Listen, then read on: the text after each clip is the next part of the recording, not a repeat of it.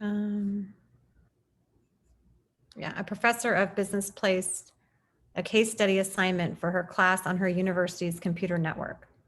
She later found out that instead of reading the assignment on the computer screen, 50 out of the 70 students printed it out on paper. Thus, it is not the case that books delivered via computer will make printed books obsolete. All right, what's our conclusion? It is not the case that books delivered via computer will make printed books obsolete. Yep, and what's our support for that? That the students printed out the assignment. All right, what's the flaw, Angelica? That just because her students did it, that doesn't apply to the bigger picture that the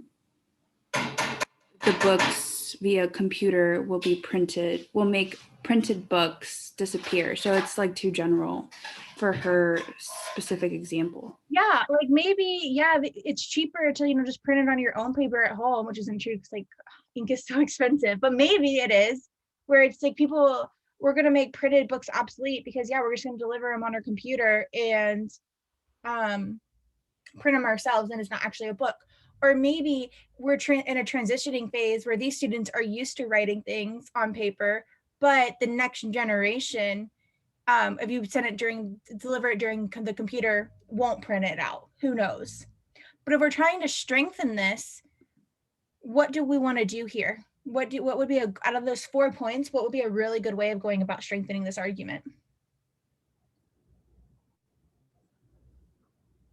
Promoting evidence. I just picked one. Promoting evidence? Yeah. Promoting evidence how? I just thought that we just want to show that people prefer like reading textual as opposed to technologically. Like they just, no matter what, at the end of the day, people prefer books over. Yeah, that would be a simple prediction. Yeah, that would work. I was thinking when you said promote evidence, I agree. I was thinking like we could promote that why this is relevant to our conclusion. Like why is this enough support? Would be like the technical, but yeah, Zach, you're spot on. So for these ones, we had I think we had a lot of, did anybody not get B? By you, Myra. I think everybody got B. This was like one of those where I didn't understand it, but I knew all the other ones were wrong. Hey, look at you crossing them all off. So B says, studies consistently show that most computer users will print reading material that is more than a few pages in length rather than read it on the computer string. Yeah, it's pretty simple. It's just saying like, hey, I like that it says most computers will do this. And if most computer users are going to do this, I think that strengthens her idea that printed books aren't going to be obsolete. Were there any tricky wrong answer choices? I liked A. I was stuck between A and B, but I think it's because I was stuck on the idea that more than a few pages constituted a book, but I hated how weak A was. Yeah, okay, so more than a few pages. So how many is few? Like 3? Yeah, like that's kind of what I didn't like about B, but ultimately that won out over A and how weak it was, and that it was only really talking about students. But I did keep A and B and kind of look back and forth at them. I think it's fair to say that we'll print reading material that is more than a few pages. Like I would say that would strengthen that, but printed books aren't going to be obsolete because books tend to be more than 3 pages. I feel like that's a fair assumption. Is that what you were struggling with, Katie, when you said that you didn't like that? Yeah, I was just like, okay, so more than a few pages, is that like easily, can we just assume that that's the same thing as a book? Yes, because I would say anything that's more than 3 pages, people okay. like. Yeah, I didn't necessarily like get there, but I didn't like A enough to where it made me choose B. And kind of cool.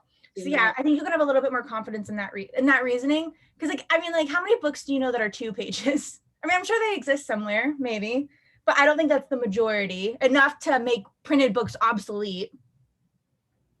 And then A, I don't like because of the word several. What does several mean? Some. So like 2. So several. So a couple colleagues of the professor have found that in their non-business courses, a couple of their students behave similarly. So B is just so much stronger with that most over that several.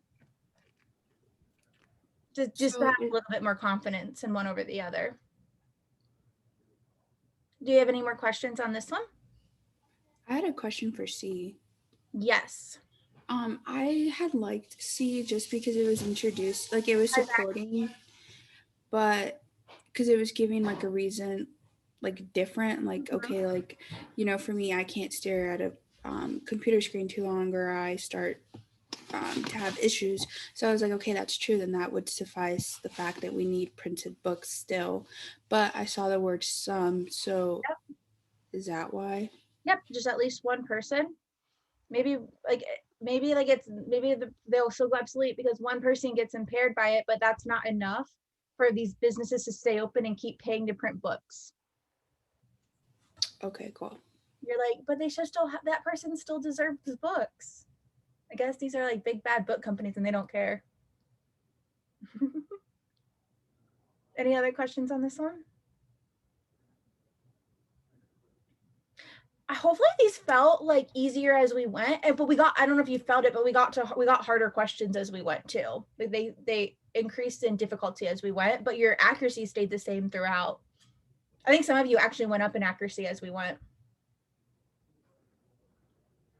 which should hopefully make it look like, hey, it's possible.